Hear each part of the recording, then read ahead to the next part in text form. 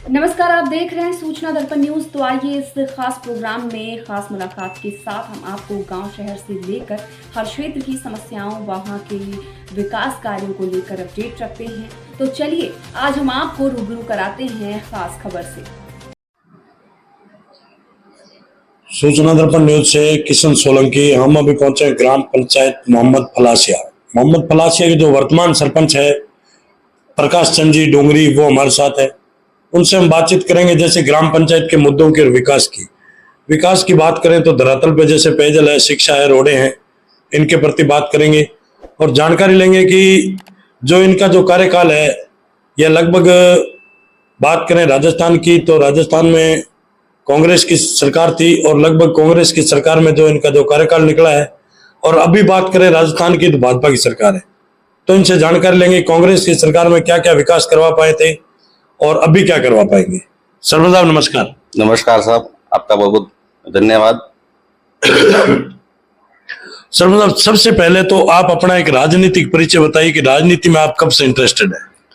मैं 2005 से यूथ कांग्रेस का पंचायत स्तरीय अध्यक्ष रहा था। बिल्कुल।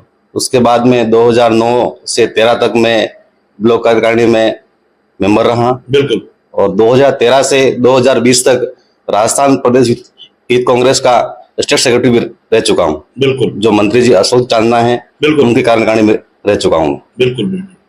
और उसके बाद में 2015 से रेगुलर 2020 तक मैं सरपंच रहा ग्राम पंचायत बदराना का जी। उसके बाद में हमारी नवगठित ग्राम पंचायत मोहम्मद फलासिया जो बनी 2019 में, बिल्कुल, उसका वापस पुनः 2020 से अभी तक सरपंच हूँ। बिल्कुल, बहुत ही अच्छा कि लगभग 15-20 साल से रेगुलर राजनीति में चलते आ रहे हैं और 2 कार्यकाल हो गए रेगुलर सरपंच पद पे रहे हैं, ये दूसरा कार्यकाल पूरा होने जा रहा है।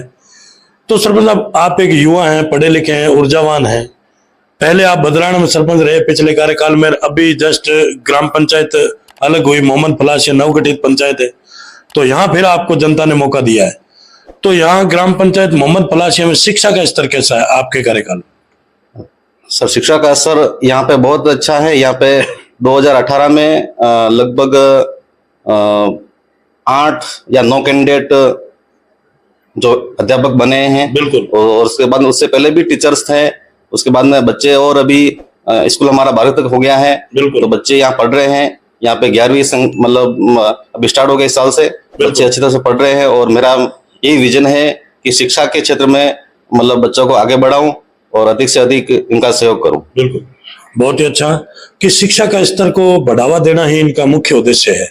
तो जैसे सरपंच बात करते हैं, हम और भी अपनी ग्राम पंचायतों में गए हैं, सब जगह देखा है कि अभी जैसे बारिश का समय है और बारिश खूब हुई है यहाँ, लेकिन मैंने कई जगह देखा है कि जो विद्यालयों की जो बिल्डिंगें हैं वो बहुत ही जर्जर हालात में है और कहीं भी कभी भी जान मान आने की घटना हो सकती है। तो अपनी ग्राम पंचायत में आपने कभी बिल्डिंगों का या टीचरों का या विद्यालयों का कभी निरीक्षण किया जाके क्या कंडीशन है? हाँ, मैंने बिल्कुल किया है। बिल्कुल, वास्तव में स्थिति मतलब ऐसी है, सब जगह है, हमारे यहाँ पे भी है। स्कूल के मतलब कमरे मतलब जगह जगह से मतलब उनका पानी उतर रहा है। और मैंने अभी अब क्या करें, मतलब टीचर ने बोल दिया, हमने सर क्या करें, तो मैंने मेरे मतलब पंचायत की बिल्डिंग है जो उनको अभी दे दी अस्थायी तौर पे, आप चलाओ, जब तक बारिश है वहां तक आप चलाओ। मैंने वहां पे 3 क्लास अभी वहाँ पंचायत बिल्डिंग में चल रही है हमारी। बिल्कुल, क्योंकि हालात इतने खराब है, सरकार बजट दे नहीं पा रही है, पता नहीं, हमने कई बार लिखा है। और अभी तो मैंने 1 लाख रुपया विद्यालय का मतलब रंग रोगन और ऊपर उसका ये प्लास्टिक पेंट करने के लिए जारी कर दिया स्वीकृति। जैसे बारिश रुक जाएगी तो ये काम पूरा मैं करवा दूंगा। बिल्कुल, बहुत ही अच्छा। तो सरपंच साहब, एक केंद्र सरकार की योजना चल रही है लगभग 2006-7 से, तो इसके अंदर जो नरेगा है, नरेगा के अंदर लोगों को रोजगार कितना दिया आपने इस कार्यकाल में?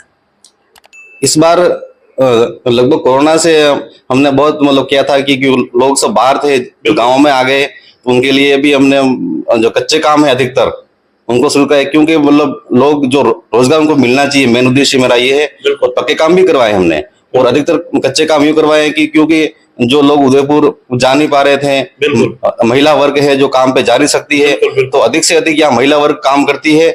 और पुरुष तो उदयपुर जा सकते हैं, लेकिन महिला वर्ग का विषय ध्यान रखते हुए हमने कच्चे काम और पक्के काम भी नरेगा में करवाए हैं और पर्याप्त काम करवाए हैं। बिल्कुल, बहुत ही अच्छा।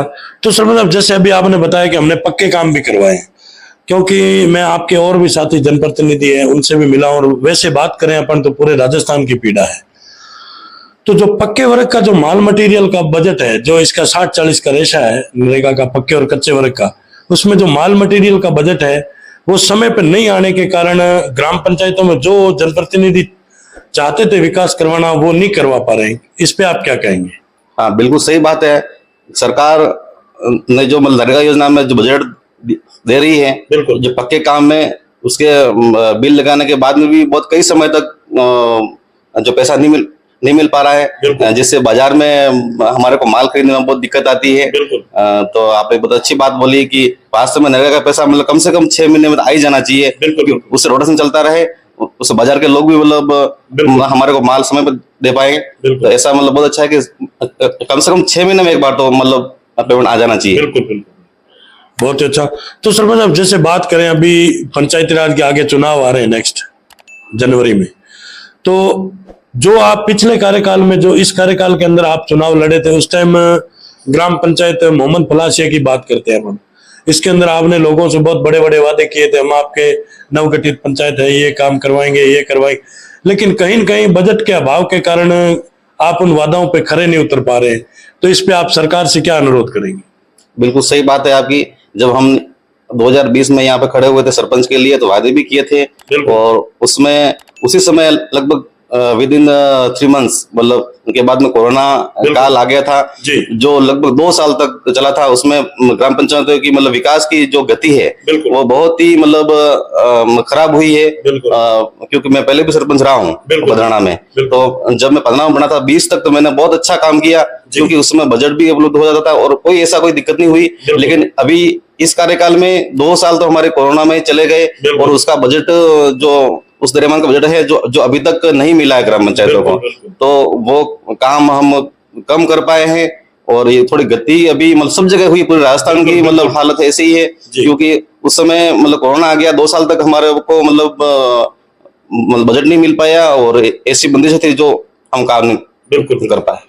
बहुत अच्छा कि जैसे इस कार्यकाल की बात करें तो अब की बार 2 साल तक कोरोना चला, लगभग 1 साल इनका जो सरपंचों का है, जो जनप्रतिनिधियों का है, वो चुनाव के अंदर निकल गया। कभी आचार संहिता लग गई विधानसभा चुनाव की, कभी लोकसभा चुनाव की, तो लगभग कुल मिला के बात करें इस कार्यकाल की तो 1.5 साल ही सरपंचों को मिला है विकास के लिए, और उसमें भी बजट के अभाव के कारण जो जनप्रतिनिधि चाहते थे विकास करवाना वो नहीं करवा पा रहे। तो जैसे बात करते हैं सरपंच आप, जल जीवन मिशन योजना, वो भी एक केंद्र सरकार और स्टेट गवर्नमेंट की योजना है, उसके अंदर भी 60-40 का रेशा है। तो जल जीवन मिशन के तहत अपनी ग्राम पंचायत में क्या क्या विकास हो रहा है, किस प्रगति पे? अभी जेजेएम के यहाँ पे अभी 3rd फेज में हमारा नाम था, अभी काम चालू नहीं हो पाया है। और मैंने अभी जैन से बात की, उन्होंने बोला कि अभी जो काम नेक्स्ट मतलब फेज में स्टार्ट हो जाएगा तो हो जाएगा, बाकी अभी काम हमारे यहाँ पे नहीं हुआ। नहीं हुआ। बहुत ही अच्छा। तो जैसे सरपंच बात करते हैं अपन जल जीवन मिशन योजना, क्योंकि आप एक पुराने जनप्रतिनिधि हैं, पीछे आपको अनुभव है, पीछे रहे हुए पिछले कार्यकाल, कई जगह हमने देखा है कि जैसे जल जीवन मिशन के तहत ग्राम पंचायतों में जो विकास हो रहा है उसके प्रति जो आज पाइपलाइन डाली जा रही है, आज जनप्रतिनिधि कोई एमएलए एमपी जिला परिषद कहीं से कहीं किसी से बजट ला के कोई सीसी रोड बनवा रहा है, कोई सीसी ब्लॉक लगवा रहा है, लेकिन जल जीवन मिशन के जो ठेकेदार है उनकी तरफ से जो पाइपलाइन डाली जा रही उसको रोडों को तोड़ फोड़ करके छोड़ दिया जाता है, वापस उनको सुदृढ़ीकरण नहीं करते समय पे। तो इस पे आप आल राजस्थान की बात करें तो क्या संदेश देना चाहेंगे जनप्रतिनिधियों को? हाँ, बिल्कुल सही है। मैंने क्योंकि हमारे ग्राम पंचायत में अभी तो ये काम हुआ नहीं है, मैंने मतलब हमारे आसपास की पंचायत में सुना है कि मतलब रोड तोड़ दी गई है और वापस उसको ठीक नहीं कर रहे हैं। ये बहुत ही मतलब अच्छी बात नहीं है, क्योंकि रोड जब तोड़ते हैं वापस उसको ठीक करने का जिम्मेदारी भी ठेकेदार होना चाहिए। धन्यवाद। तो सरपंच अब जैसे इनको भाई आज ग्राम पंचायतों की बात करें, आज जिसमें जल जीवन मिशन योजना का जो काम चल रहा है, तो उनको आपका मानना यही है कि भी उनको जो एनओसी जारी करती ग्राम पंचायत वो पूरा काम एकदम सुदृढ़ीकरण होने के बाद में करना चाहिए या पहले ही कर दे? बिल्कुल, ये बात पहले होनी चाहिए। एनओसी देते समय बिल्कुल लिखवा लेना चाहिए कि हम रोड तोड़ रहे हैं, वापस ठीक करने का जिम्मेदारी भी मतलब उसी की रहेगी। बिल्कुल, पहले उसके मतलब बात करनी चाहिए, उससे लिखा पढ़ी करनी चाहिए पहले बात तो, क्योंकि आप काम कर रहे हो, रोड तोड़ वापस एजिटिव रोड मतलब उसी तरह से आप बना के वापस दो हमारे को। बिल्कुल राइट।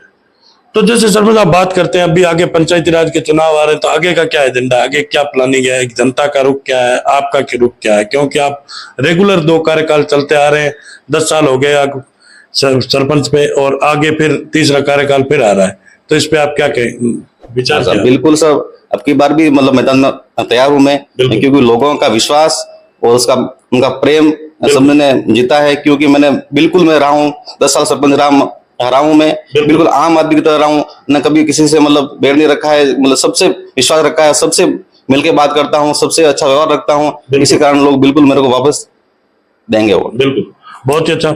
लेकिन जैसे अभी आपने बताया सरपंच साहब कि मैं मिलजुल के रहा हूँ, सबका साथ रहा हूँ, लेकिन हमने कई जगह ऐसा देखा है कि जनप्रतिनिधियों को, जिन जनप्रतिनिधि आज आप कांग्रेस के हैं तो बीजेपी के होते भी हैं, आज ग्रामीण भी अपनी अपनी इच्छा रखते हैं, क्योंकि पार्टी पक्ष सबके लिए होता है।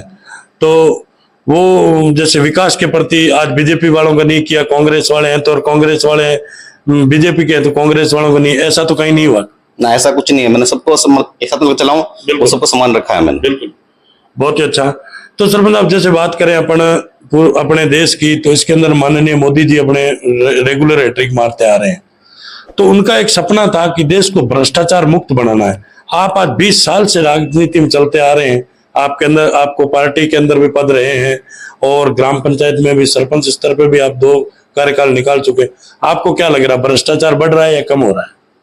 बिल्कुल अच्छा काम किया मोदी जी ने भी, बिल्कुल अच्छा काम किया है, उनके काम अच्छे हैं और इसी कारण से वो हैट्रिक मारते आए हैं। बिल्कुल अच्छी बात है, और उनकी विचारधारा अलग है, काम की जगह है, और मेरा भी काम की जगह है, विचारधारा मतलब अलग हो सकती है, उससे कोई दो राय नहीं। नहीं, भ्रष्टाचार की बात कर रहे हैं, पर भ्रष्टाचार बढ़ रहा है या कम हो रहा है?